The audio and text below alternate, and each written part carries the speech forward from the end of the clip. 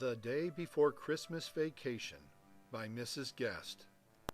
'Twas the day before Christmas vacation, when all through the school not a creature was stirring, not even a mouse. The drawlings were hung in the hallway with care, in hopes that Christmas vacation soon would be there. The children had painted their projects of clay, while visions of Christmas break danced in their heads all day. Mrs. Seiler wasn't totally tired until she knew every piece had been fired. When out in the hallway there arose such a clatter, Mr. Hefner sprang from his chair to see what was the matter.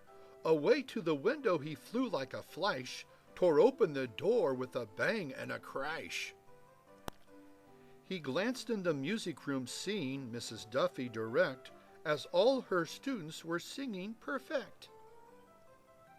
In the computer lab, Mrs. Williams, with her thinking cap, decided to put the computers down for their long winter nap. Down in the gym, Mrs. Cabell was yelling "Fantastic!" as the kids were tumbling and doing gymnastic. When what to this wondering eye should appear, but all the staff trying to cheer. The principal, so lively and quick, he knew in a moment he must be strict. An assembly he decided would work and not be lame, and he whistled and shouted and called each class by name. Now Bowerman, now Tanner, now Harris and Gest.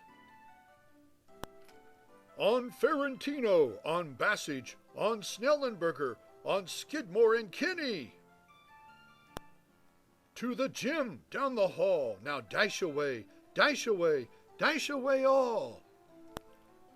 And then in a twinkling we heard Mrs. Bolaski on the PA, informing all staff and students to report to the gym and stay.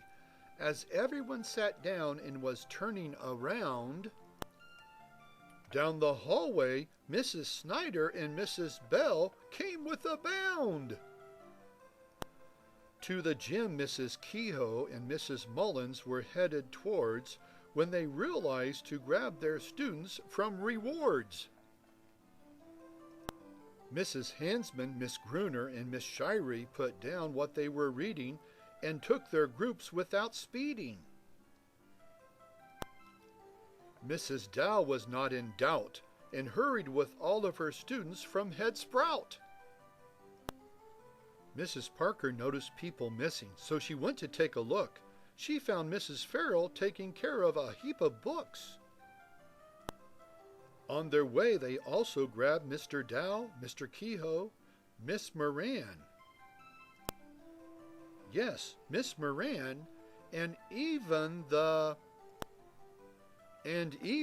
cooks, Mrs. Elliott and Mrs. Woods.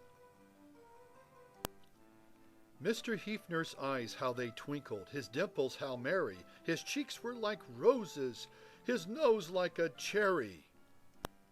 A wink of his eye and a twist of his head soon let us know we had nothing to dread. With all of mad dashing, we're reeling from shock. Let's stop for a minute and really take stock. He spoke some words about how hard his staff and students work. This brought along smiles and even a few smirks. I am proud of my staff and students at Ryan. There will never be no denying. Our assemblies this school year have been a dream, all led by different teams. Our students at Ryan have kept on trying to keep the focus on being leaders. Now we all need to be believers. As we apply these 7 habits to our lives, each one of us will strive to show how we lead, and then we will truly succeed. 'Tis the day before Christmas vacation. We're all going nuts. With so much to do, there's no ifs and or buts. One would think the students would be in distress, as assessments were among them test after test. The holidays aren't about all that commercial huff. They're for friendship and sharing and family stuff. As you sit by your tree all filled with glee, light up with the glow of a message first sent to us so long ago: peace, love, goodwill, and hope. And laying his finger aside of his nose, and giving a nod from his head to his toes, he sprang to his feet, to his team gave a whistle, and away he flew like the down of a thistle. But we heard him exclaim as he walked out of sight, "Happy Christmas to all, and to all a good night."